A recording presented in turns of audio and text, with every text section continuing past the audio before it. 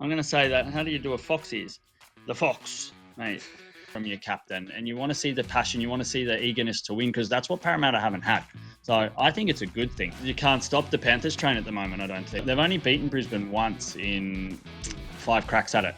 Hello, welcome back to Ahead of the Game Sports Chat with Sports Pez Jez and Tux Sports Takes here for bets.com.au. Going to look at round 24, tips and predictions. Jez, welcome back to the show. Straight off the bat, let's get into try scorers. Oof. Try scoring tips off the bat. I love it, mate. There's not going to be a better try scoring tip this weekend than the fox. Oh no, that's Latrell. I'm going to say that. How do you do a fox is? The fox, mate. Because the fox, he's on fire at the moment. Parramatta are on fire. I wrote them off at the start of the year, put them on for most losses. As soon as Mitch Moses went down, they are coming back.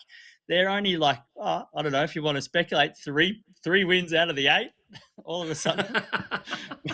Not that they're going to make it there, but playing against South this week, South's had to cheat to beat my Gold Coast Titans with a late high tackle that didn't get pulled up, but they'll leak some points against Parramatta this week. I think both edges, Lomax on one side, Addo-Carr back on top of his game over the last, say, 3 weeks, scored 4 tries in 3 weeks, 5 in his last 6. He's definitely going to cause some damage. Playing on the opposite side to Alex Johnston, who's pretty close to the record now. 3 tries, didn't we say, away from the record? I think it's 3 tries. Throw a 5er on Alex Johnston as well. Probably even a double.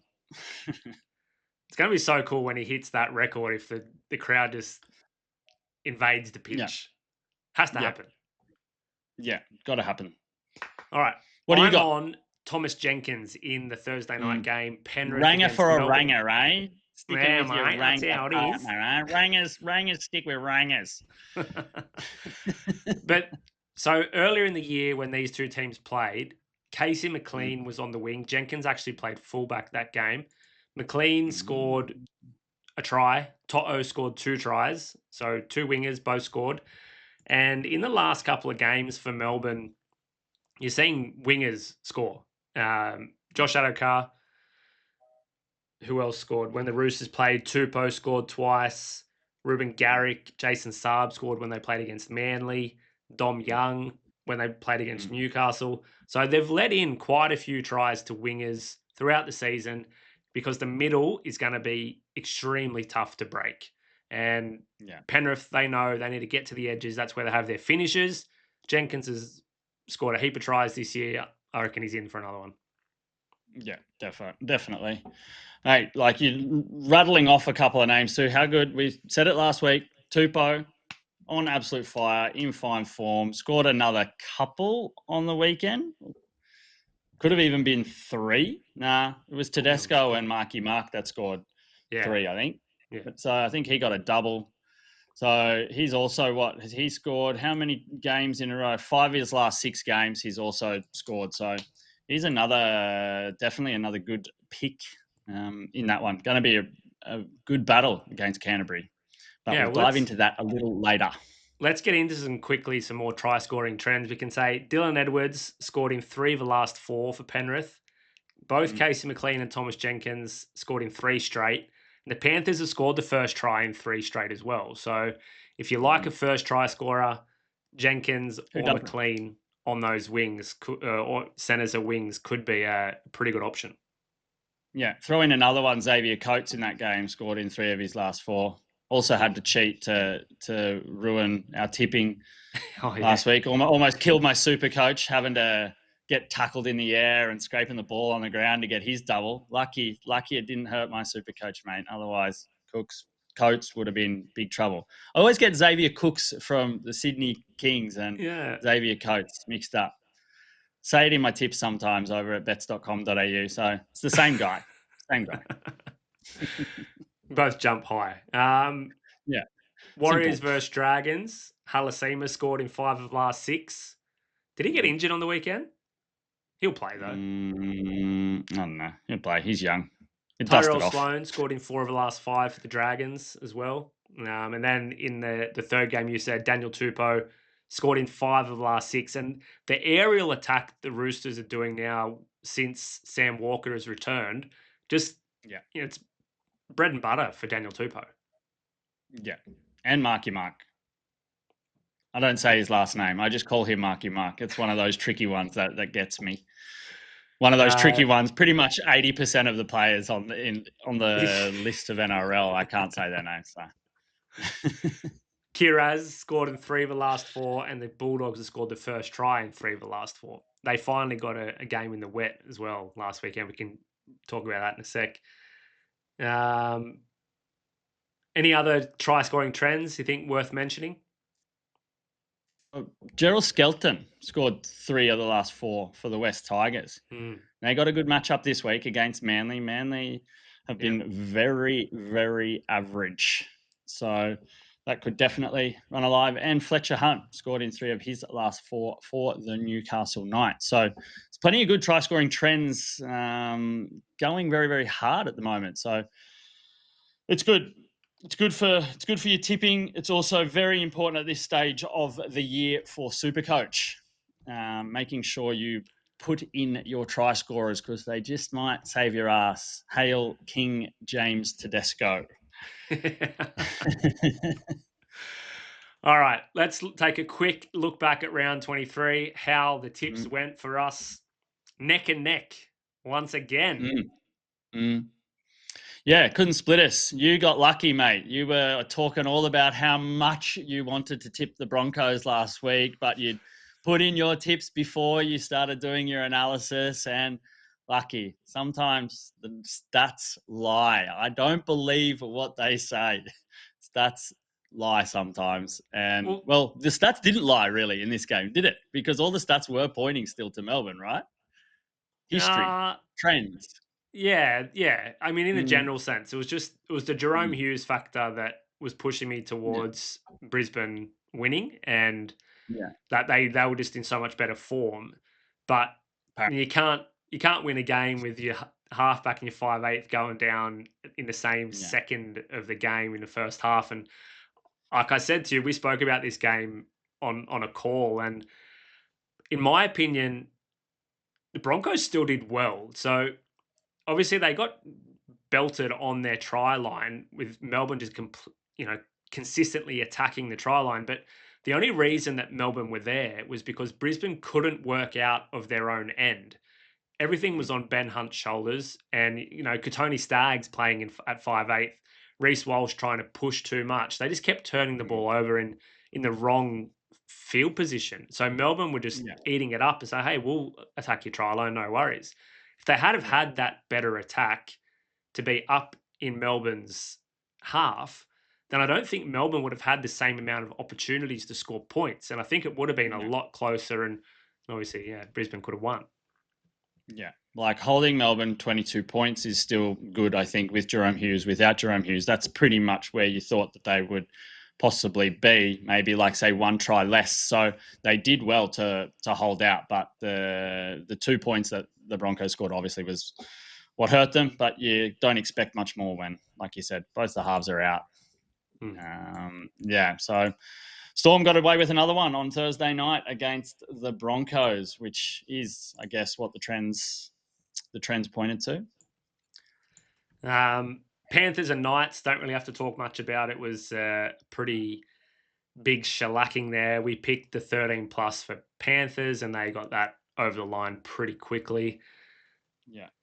Canberra, Manly, another one we both picked correctly. Canberra just another level compared to Manly this season. But Dragons, they upset us again. This time we weren't backing them, or I wasn't backing them. And we, what's going on with the Sharks? Come on.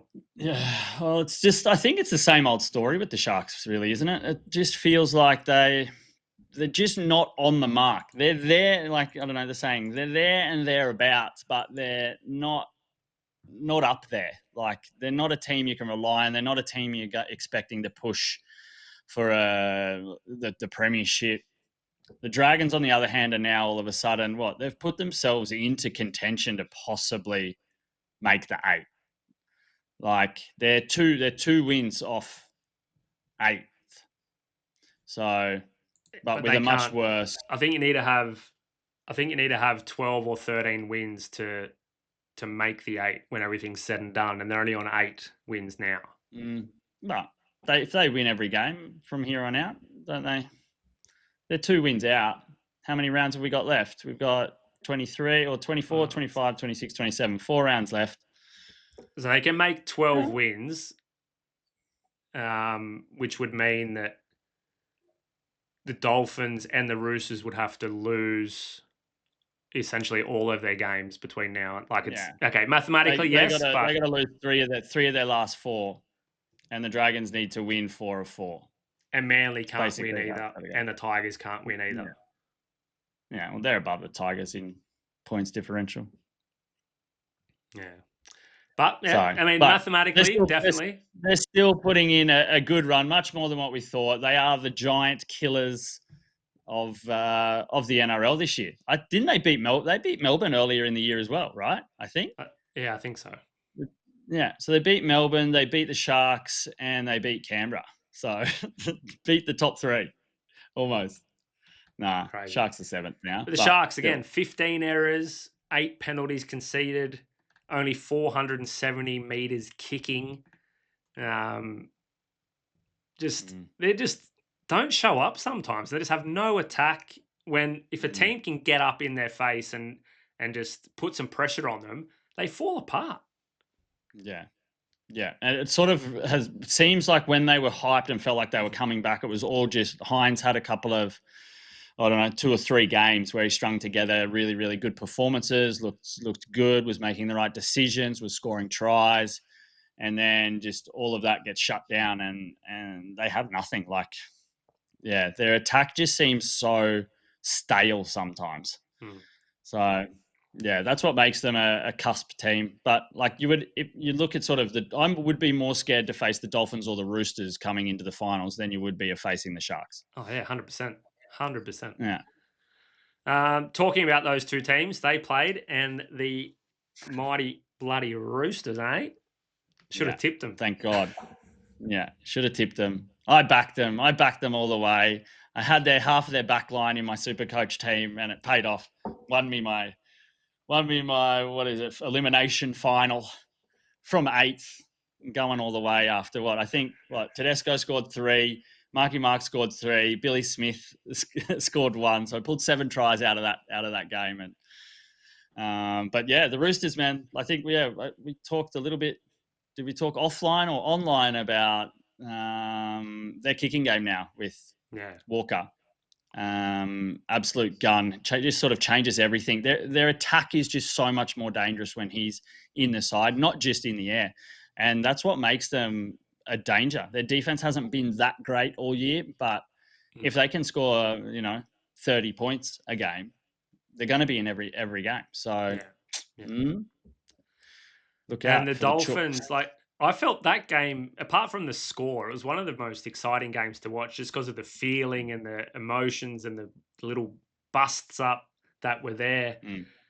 Over officiated. The individual battles of those forwards was awesome all game. Yeah. Just the niggling. It was like old school rugby league.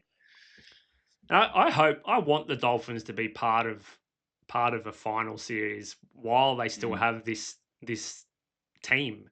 Obviously, Herbie Farnworth, I haven't researched. He could maybe possibly be back for finals or not. I have no idea. But I want this Dolphins team with Hammer, with Herbie, with Katoa, Jeremy Marshall-King, all of these guys. I want them to be in there and give it a shot because I think they're a good team.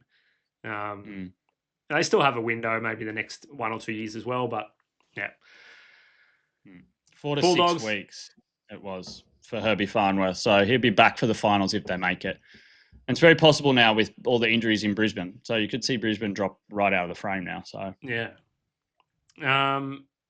Bulldogs finally got a win in the wet. And Warriors also an injury. Their second in line halfback, Tamari Martin, out. It was Tamari Martin, not Chanel, right? That got injured. Yeah, I think so. Those double barrel names mess me up. Yeah. the same guy, in my opinion. If they got two names, it's the same guy. But they drop Tanner Boyd comes in for what 2 weeks, and they drop him because it's just not working. And then have this injury again, and then he's going to maybe get the recall, and his confidence is probably going to be in the dirt. So I don't know whether you try and bring up another young guy and put him in there and just give him some experience and hope for the best, or put Charles Nicky-Klokstad went to 5/8 after that injury in the game. He's not playing fullback anyway. You could see that happen because Tuapiki could all of a sudden play fullback, and you could see Nico Klokstad in the halves this week. Yeah, that's not a bad. I would feel more comfortable with that, but just because I'm been anti Tanner Boyd, but I think that's a good play for them. You got to do something, and something that other teams can't read, don't have any tape on, can get you. They just need, maybe 1 win, 2 wins to secure at least a final spot. So, I would be playing that game instead of bringing in Tanner Boyd again with no confidence. Think he makes one bad kick or make a couple of mistakes in a row, and all of a sudden the whole game's gone. So that would be what I would be doing, but I'm not an NRL coach. I'm a wannabe tipster. Titans lost. We both picked them to win, and they lost. Rabbitohs are a different animal when Latrell decides to play. Yeah.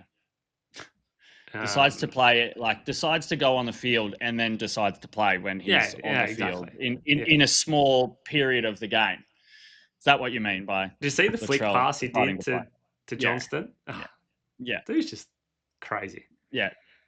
Yeah, outcompetes in the air and then a flick pass to Johnston, cut out flick pass. Yeah. And hit him right on the I was going to say on the pecker, but not on the pecker, but on the chest, on the peck. And then we hit the Eels over the Cowboys only just. But Mitch Moses, man, also clutch field goal. Real clutch. And it weren't even set up. He wasn't even set up. He wasn't out the back of the line. He got it in the line, and it just shows the Cowboys and the way that they're thinking. I think we talked a little bit that they're out of the finals. If you're in contention for that game, you would spew because there was no pressure, and he was just standing in the line and just buried I think it was 30, 35 meter field goal. But crazy. Yeah, lucky for Talon De Silva that they actually won that game, because maybe Moses would have absolutely gone in and ripped his head off, literally, if they lost that game. Did you see that? Hectic. That slow-mo video of him up, the way he's screaming it. Yeah, 3 times, man. De Silva was just crazy, and he had all right. There's a lot of things, a lot of people saying, "Oh, you can't do that sort of stuff on the field." You can see that Mitchell Moses wants to compete. I have no problem with that. They were 3 clear mistakes that De Silva did. You want to see that from your captain, and you want to see the passion. You want to see the eagerness to win, because that's what Parramatta haven't had. So I think it's a good thing for them, and that he goes off like that. All right, let's hit up round 24, the first game, Penrith against Melbourne, and the predicted score could not possibly be any closer.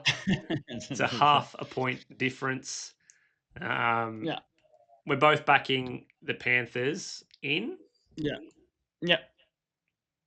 What are your initial thoughts? Initial thoughts, you can't stop the Panthers train at the moment, I don't think.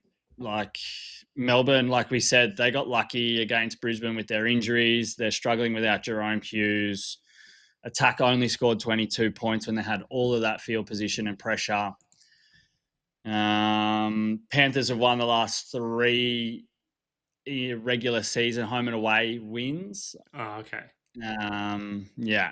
Melbourne took a final at a core, but the last 3 home and away. So, even 2 of those at Amy Park, even though this is going to be at CommBank. I'm pretty sure the Panthers have steadied now at CommBank as well in this run, and have gone on a pretty good run of winning at CommBank after losing the first few. So I think they're starting to find their home there after a pretty rough start to the season. it just feels like everything's coming together for the Panthers, no matter what, whether it's at CommBank or whether it's at on the road. They're kind of just back to that interview that you pointed out last week or the week before with Isaiah Yeo, and the way he spoke about how the stuff, they've just figured it out, and now they're all on the same page. The young guys that were blooded have figured things out, and now it's like focus towards the end, and they're just, like you said, unstoppable. Yeah. Yeah. And it's like, even, like a small thing, like with Isaiah Yeo and his injury, like that could have been a really, really bad injury. Somehow they get away with that, and he, have the chance to rest him last week. That I would be surprised if he misses this week, because it's such a big game and it's pretty detrimental to the Panthers, obviously trying to push and make sure that they get into the top 4. So you would expect Yo would come in at the start of this game at least. Yeah, I just don't see Melbourne feel like they're digressing a little bit, and just purely because of their injuries, and Penrith are on the up. You can't tip against Penrith. So they've won 6 in a row at CommBank after going 0-3 to start the year. Yeah. 8 of 9 of those games have gone under the game total, which is interesting. And the under's also hitting at 56% this season. So, but I think the biggest thing here for me is Penrith's defense. They are the best defensive team in the league right now. They don't even look like the team that started the season when they were letting so many points in and making those mistakes defensively in their reads and not trusting kind of the guys inside or outside of them. And I don't think Melbourne can do anything with that without Jerome Hughes. No, I agree. And I'd be backing, like you said, the under as well. 100%. So the last 5... Melbourne defense should be able to do enough to not let this be a blowout. Yeah. The last 5 games, they've just averaged 12 points per game to their opponents, the Penrith Panthers. And 16.9 in all of their home games this season. So Friday night, Dragons going to New Zealand, and we both picked the Dragons. Both picked the Dragons. Warriors will win. Yep. Finally, this will be that typical game where St. George have had 2 massive wins, and then they'll bomb. And they get done 50-0. Yeah. But at least they're on the same side, so... Yeah, that's right. Nico Klockstad will play 5'8", and he'll score 2 and set up 3. Right. I don't even know how to sort of dive into this one. I think it's purely based on form, I think, at the moment. I guess that's why I've tipped the Dragons. Yeah. They're finding something at the moment, and the Warriors are not. Like, it's sort of that simple. The Warriors have won 3 of the last 4 against the Dragons. It was 18-6 last time they played at Go Media. Surprisingly, pretty low scoring games between these two. There hasn't been more than 40 or 42 points scored in the last 3. So, but yeah, I don't know. It's all form based. My call on this one, nothing statistical or looking into it too deep at all. Warriors have only scored 20.4 points per game in their last 5, so struggling to score points, as we've alluded to in many episodes since Luke Metcalf went down. And until we see it happen, I don't think you can really back them to be putting on any significant amount of scoring. No. All right. Roosters and the Doggies. You idiot. I love when you back against your own team. It's good. It's good. Well, it's a win-win. Yeah, smart. But this is going to be a really, really good game, isn't it? I think. So my opinion here, I think this is a bit of a letdown spot for the Roosters. Coming off of that massive win, they're going to have confidence. They're going to think they're in with a shot. But when you look at it, like, hey, well, who have you played? What have you done? Really, is it you that's been good, or is it your opposition that's been bad? Are you talking about Canterbury or are you talking about the Roosters here? No, the Roosters. Like, I mean, there's a lot to be said about Canterbury as well, but Yeah, the win they same. had last weekend, I think, gives you a bit more of confidence in them. But yeah, Yeah. I think it's a letdown spot. Two big wins over teams that are also competing for that kind of seventh or eighth spot, but they were not good against Cronulla. Got beaten by Melbourne. Beaten by the Tigers a couple of weeks ago. It's just they're not the elite team that they should be. They still have some inconsistencies that show up on occasion, and I think against this Bulldogs team, they'll show up again. Yeah, I don't know. I'm just riding the Roosters train at the moment. I think I've been a little bit hot on them for the last few weeks. Since Sam Walker come back, they did have that loss there when I think I tipped them a couple of weeks ago when they lost, but I don't know. I can't tip against them after that attacking performance they put on. Like, yeah, it was the Dolphins, and it's one of those games. Two players sin binned, a lot of emotion. Like, I understand that they're those types of games that do usually blow out to one side. But I don't know. I like them at the moment. I think they're red hot, and I think I'm just sort of riding that aggressive attack. And I think if they can get up on the Bulldogs early, I think might see some cracks in the Dogs. I'm not a fan. I'm a fan of the Bulldogs. I think they've done well, but I think these types of games where they can be put under the pressure, like scoreboard pressure, I think that's when they generally are going to crumble. And so I don't know. That's why I like the Chooks in this one. One thing I'm a bit concerned with, it's the ability for the Roosters to get inside 20 of the Bulldogs because and build that pressure. And we know we've spoke about the Roosters now want to score their tries through kicks to Marky Mark or to Tupou. But you look at the stats and they're 17th in tackles in the opposition 20, and the Bulldogs are first in restricting opponents from getting to the 20. So if the Roosters are going to win, they're going to have to figure out a way to get through this Bulldogs defense to get into the 20 and build that pressure and have those kicks, or figure out a way to score from further back in the attacking half or even in their defensive half. And I just don't know if they can convert that, a week after knowing how well they've gone with these kicks and the way they've played. Yeah, they've still been able, even though they've struggled to win that sort of territory battle, they've still found ways to score.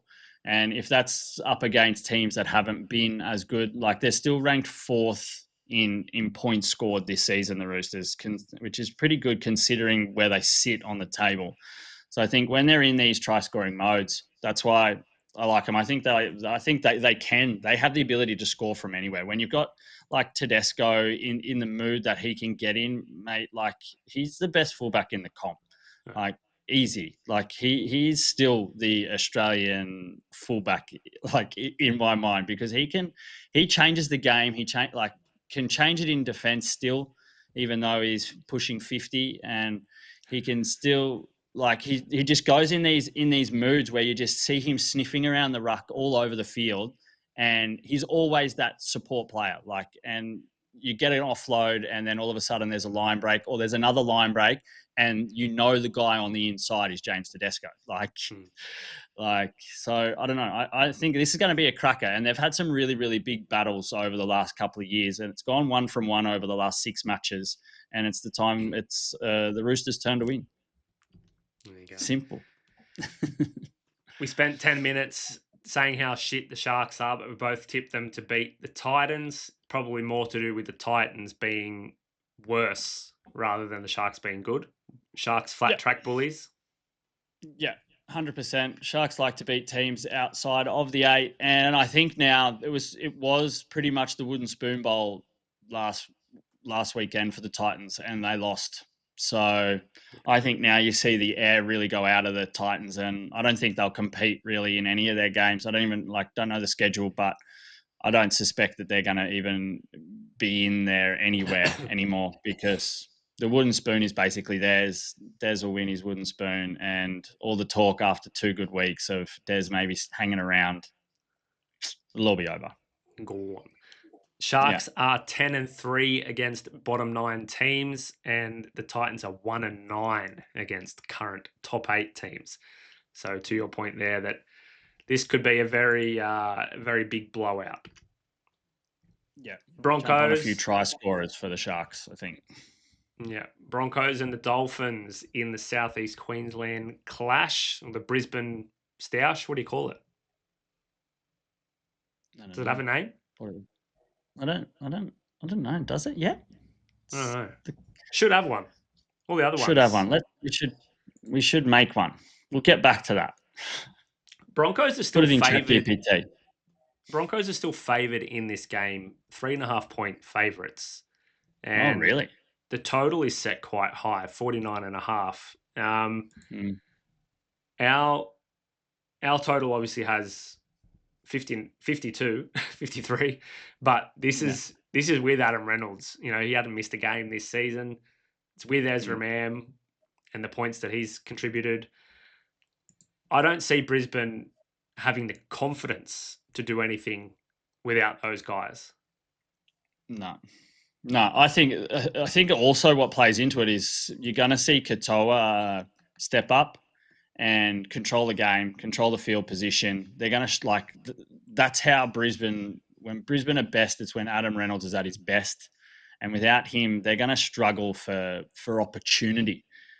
And we saw that obviously against Melbourne last week, and Melbourne even tried to throw it away a little bit there as well, making some stupid mistakes of their own. So I think if the Dolphins can just play a methodical game, which they need to do, and get their chances and win the field position, I think they'll get up. But they've only beaten Brisbane once in five cracks at it. It was a 40-6 drubbing. Will we see 40-6 again in this one? Maybe the other way around. Oh, did you say the Dolphins won 40? The Dolphins, that's the only time they beat Brisbane, was a 40-6 win. I think it could potentially be something like that. The Broncos defense. The Broncos defense is still okay, and they don't need Adam Reynolds or Ezra Mam to be good defensively. But as we spoke about earlier, if their attack isn't good enough to get them into the opposition attacking 20 on a regular basis, then the Dolphins, they don't need to get to the 20 and build pressure. If they just get a little bit of space and a little bit of roll on, then they can score from anywhere in the field. They're one of the best teams at scoring from distance. And it's tough. The defense could still be there for Brisbane, but you have to back, when the two attacks are put against each other, you have to back the Dolphins attack. Yeah. I think, aren't they lucky that they have Ben Hunt still, that can at least knows how to lead a team around the park, and that could be something that maybe we're underestimating. Ben Hunt, the guy that's lost the most games ever in the NRL, history of NRL. Yeah. Is he really? Yeah. Wow. But I still think he's, obviously quality to have him there, but teamed up with Billy Walters, who usually comes off the bench. Yes, their bench gets really thin. Tyson Smoothie comes in potentially.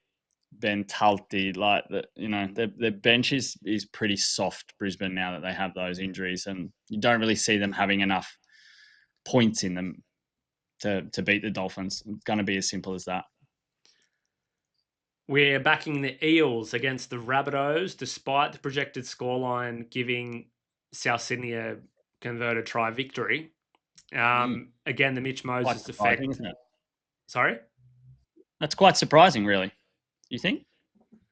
Yeah, well, I think if you look at let me bring up a bit of trends here for for Parramatta, because I think their points earlier in the season have really affected the numbers heading towards the end. So they're 15th on the year in points scored, 18.2 per game. But over the last 5, they're even worse, 15.4 points.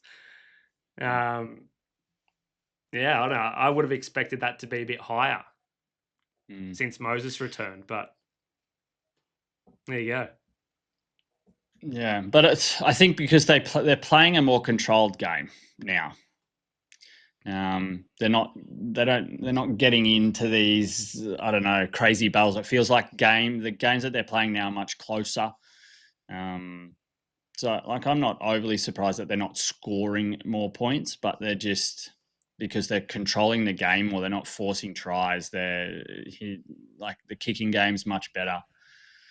But I think a big stat in this one is that South Sydney have won 1, 2, 3, 4, 5, 6, 7, 8 of the last 9 and have scored at least 26 points in those 8 wins against Para.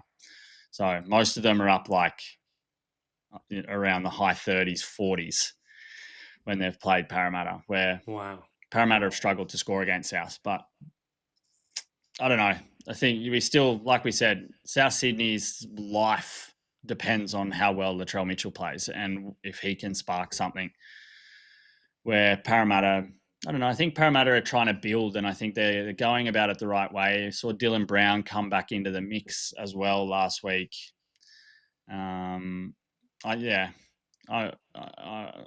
It's as basic as, I think we're both pretty hot on Parramatta still doing good and finishing the season in much better form, where South needed to win so they didn't get the wooden spoon. South Sydney are 17th in run meters, in line breaks, in territory, 16th in possession. The 17th in opposition run meters, opposition line breaks, opposition territory, 16th in opposition possession. So their defense and the basis of their whole attack is at the bottom of the table. Parramatta aren't much better. 15th in run meters, 15th in tackles in opposition 20, 15th in opposition run meters, and their efficiency inside 20 for their opponents is dead last. So if a team can get into the 20 and build a bit of pressure, they're right through the door. The gate's open wide and it's, hey, have a try. No worries. So South don't do that. So this game's set to be a cracker. Here is one where we've taken, again, different teams. I'm on Manly to beat the West Tigers. You're on the Tigers to beat the Sea Eagles. A very close encounter predicted with just 1.5 points difference. The bookies are saying 5.5 points to Manly team on the road. Yeah, amazingly, this is actually played at Allianz. So it's going to be, does it really sort of takes away that home field advantage? Or West always play out of Allianz?